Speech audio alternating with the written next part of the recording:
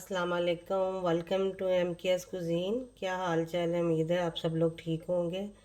मैं आज आपके साथ जो रेसिपी शेयर करने जा रही हूँ वो है चिकन टिक्की कबाब, जो कि चिकन के साथ और बीच में आलू डाल के बनाती हूँ मैं। ये भी बहुत मज़े के लगते हैं और ये भी मेरी एक दोस्त की रिक्वेस्ट है, उन्होंने कहा था कि ये ज़रूर बना के दिखाइएगा तो मैंने अब ये रेसिपी शुरू करती हूँ। चलिए बिस्मिल्लाह पढ़ते हैं। अल्लाह बिस्मिल्लाहिर्रहमानिर्रहीम। मैंने ये 2 चिकन लिए थे, उसको धो के वॉश कर लिया। उसके बाद मैंने ये 2 चम्मच अदरक और लहसुन का पेस्ट लिया है और अब मैं इसमें मसाले डाल रही हूँ। ये मैं 2 चम्मच सुरख मिर्चों के डालूँगी,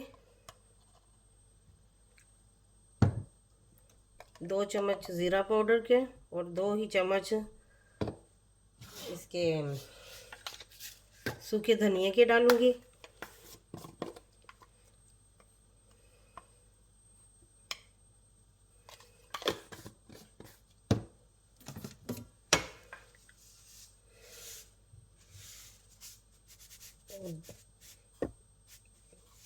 ये 3 चम्मच मैं नमक के डालूँगी और 1 गिलास पानी का डाल के मैं इसको पकने के लिए रख दूँगी।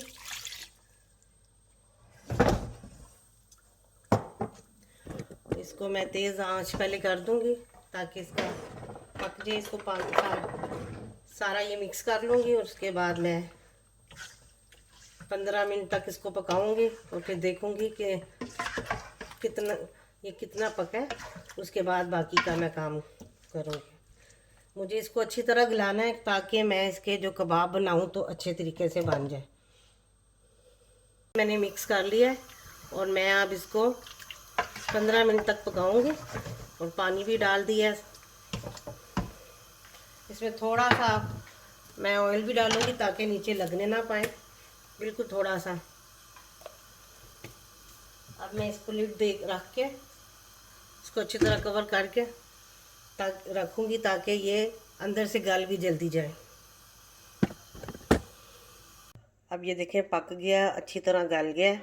अब मैं इसकी सारी हड्डियाँ सेपरेट कर दूंगी और फिर इसके बाद इसको बाकी मसाले डाल के और जो जो चीज़ें डालनी है फिर वो आपको दिखाऊंगी कि किस तरह बाकी की चीज़ें डालनी है। और इसमें आलू भी डालेंगे। चिकन पक गया था, मैंने उसके निकाल के सारी हड्डियाँ सेपरेट कर लिया इस तरह। अब मैं इसे मशीन में डाल के मिक्स करूँगी, इसे पीसूँगी। अब मैंने फ्राई पैन में थोड़ा सा ऑयल डालूँगी, इस नीचे आग जला दी है। 1 से 2 टेबल स्पून मैं डालूँगी, ज़्यादा नहीं डालना। उसमें मैं डालूँगी साबुत ज़ीरा 2 टेबल स्पून,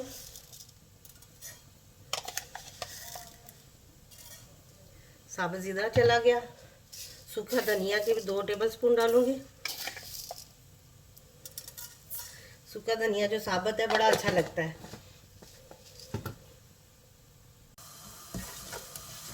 मैंने इसमें 2 टेबल स्पून ज़ीरे के और 2 टेबल स्पून सूखे धनिए के और साबुत के डाल दिए और इसको थोड़ा सा 1 मिनट इसको थोड़ा ब्राउन करूँगी ताकि इसमें क्रंचीनेस आ जाए। और उसके बाद मैं बाकी की चीज़ें इसमें डालूँगी। 1 मिनट तक पकाया था, अब तकरीबन ये हो गया। इसमें अब मैं ये प्याज डालूँगी जो मैंने बारीक सा काटा हुआ है।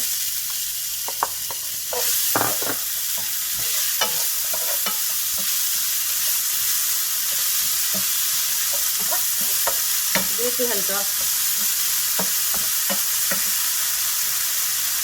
ये मैंने लिया थे तकरीबन 3 से 4 स्प्रिंग ऑनियन लिए थे और ये हरा धनिया लिया था। ये 3 से 4 हरी मिर्चें ली थी, ये भी मैं इसमें डाल दूँगी।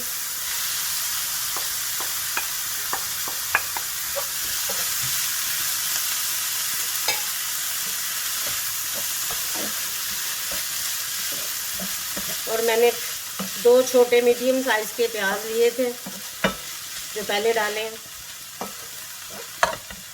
अब इसका पानी ज़रा मैं ड्राई करूँगी क्योंकि मैंने इसको बना के फ्रीज़र में भी रखना है, तो इस वजह से मैं इसका पानी ड्राई करूँगी। और मैं इसमें 2 टेबल स्पून डालूँगी लेमन जूस के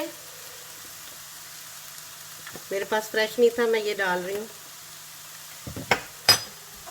और अगर आपके घर में इमली है तो आप इमली भी ज़रूर डालें, वो भी बड़ी अच्छी लगती है। मैं इसका सारा पानी ड्राई करूँगी। 2 टेबलस्पून इमली डालूँगी, इसको भी मिक्स कर दूँगी। अब ये देखिए पक चुका है। मैं अब इसकी आंच बंद करने लगी हूँ। इसको तकरीबन 2 से 3 मिनट तक पकाया था और मैं इसकी अब आंच बंद कर दूँगी और इसे ठंडा होने के लिए रख दूँगी।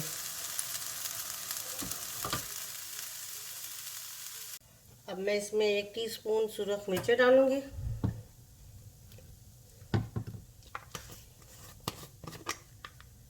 एक टीस्पून मैं इसमें गरम मसाला डालूँगी।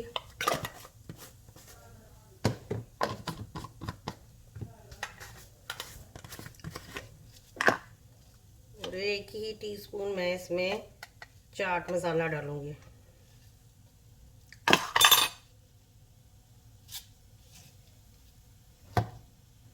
मेरा चाट मसाला ख़त्म हुआ हुआ है। मैं आपको इसकी भी रेसिपी बताऊंगी जब बनाऊंगी, क्योंकि मुझे ख़त्म हो गया तो मुझे बनाना पड़ेगा। तो जब मैं बनाऊंगी तो इसकी रेसिपी भी आपके साथ शेयर करूंगी। नमक डालूंगी 1 टीस्पून, क्योंकि मैंने पहले चिकन में भी डाला इसलिए इतना डालूंगी। और अगर मुझे कम या और ज़्यादा ज़रूरत हुई तो मैं अपने टेस्ट के हिसाब से इसमें डाल दूंगी। अब मैंने वो चिकन को भी मैश कर लिया है, आलूओं को भी मैश कर लिया है, और जो ये मसाला बनाया था वो भी रेडी है। अब मैं इसको एक बड़े बोल में डालूंगी सारा,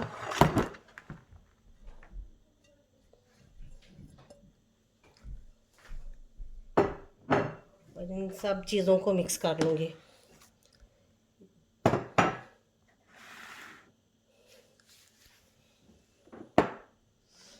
इन्हें अब अच्छी तरह मिक्स करके फिर इसकी मैं एक दफ़ा फिर नमक मिर्च देखूँगी, क्योंकि ये ज़्यादा है। तो सम टाइम आपको अगर ज़रूरत हो तो आप इस स्टेज पे आके और डाल सकते हैं। इनको सारों को मैं मिक्स करूँगी। ये जो मैंने आलू लिए थे वो 1.5 kg लिए थे। अब ये इसे अच्छी तरह इसमें डाल के मिक्स करूँगी, ताकि ये चिकन के साथ मिक्स हो जाए और इसका एक तो फ्लेवर अच्छा है, दूसरा ये है कि कबाब आराम से बन जाते हैं। तो मैंने आलूओं को भी मैश कर लिया था इसीलिए। अब इसे मैं अच्छी तरह मिक्स करती हूँ।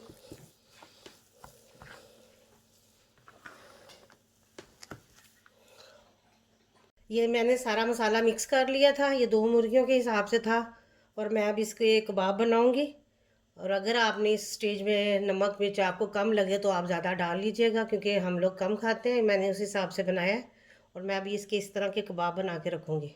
इस स्टेज में आप चाहें तो इसको फ्रीज़ कर लें इसी तरह, नहीं तो अंडा लगा के सारे बना के एक ही दफ़ा फ्रीज़ कर लें, तो महीना भर आप खाते रहें तो ये ख़राब नहीं होते। तो मैं अभी सारों को ये बना के तो इसको अंडा लगा के फ्राई कर लूँगी।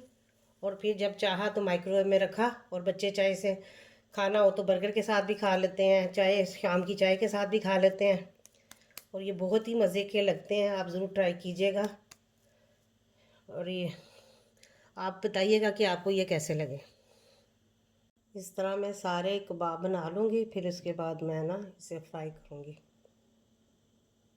मैंने अब ये सारे कबाब बना के रख लिए हैं और इनको अब मैं फ्राई करूँगी। अब मैंने ये फ्राई पैन चूल्हे पर रख दिया और इसमें थोड़ा सा मैं ऑयल डालूँगी और फिर इसमें अंडा फेंट के तो इसमें फ्राई करूँगी। मेरे पास अब ये 5 एग्स हैं जो कि मीडियम साइज़ के हैं। और मैं इनको अगर मुझे ज़्यादा ज़रूरत हुई तो मैं ज़्यादा भी लूँगी, लेकिन फ़िलहाल मैं 5 ले रही हूँ। और उसके बाद इनको मैं तोड़ के इनको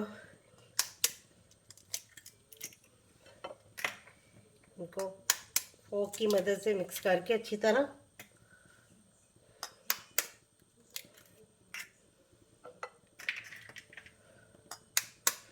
कबाबों में लगाऊंगी।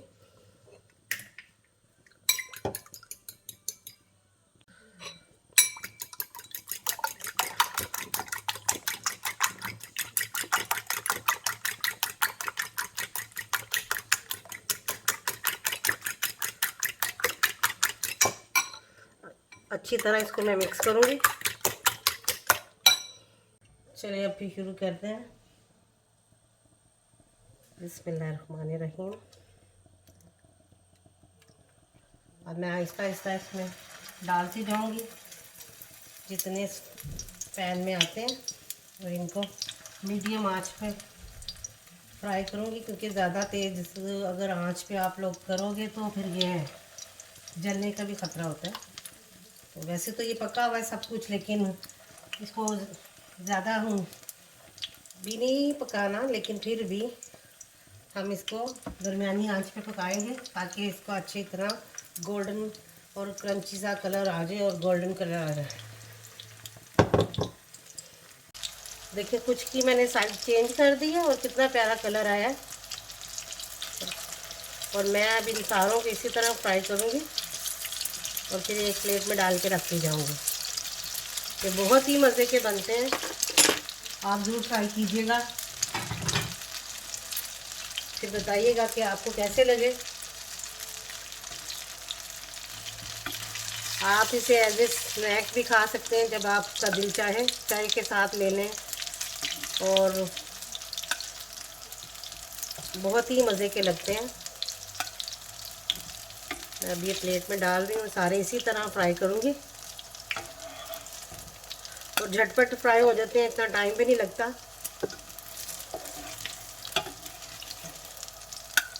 और फ्राई करने की वजह से एक ये भी फ़ायदा होता है कि जब आप फ्रीज़र में रखते हो तो एक दूसरे के साथ वरना चिपक जाते हैं, और फिर वो जब आपने निकालने हो तो फिर वो नहीं निकलते और एक दूसरे के साथ जुड़ जाते हैं और फिर ख़राब हो जाते हैं।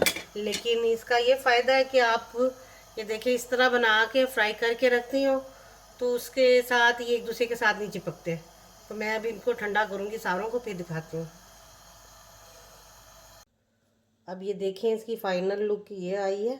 मैंने जब ये इसे डिश आउट की है, और मैं इसलिए भी आपको ये सारे दिखाना चाहती थी ताकि आप देख सकें कि कितने ज़्यादा बने हैं, और घर में अगर आप बनाएं तो ज़्यादा बनते हैं। और मैं इन सब को ठंडा करके फ्रीज़र में रखूँगी। मैं इनको एयर टाइट बैग में डाल के फ्रीज़र में रख दूँगी, जो कि महीने या 2 महीने तक चलेंगे। ये बहुत ही मज़े के बने हैं, आप भी ज़रूर बनाइएगा और फिर बताइएगा आपको ये रेसिपी कैसी लगी है।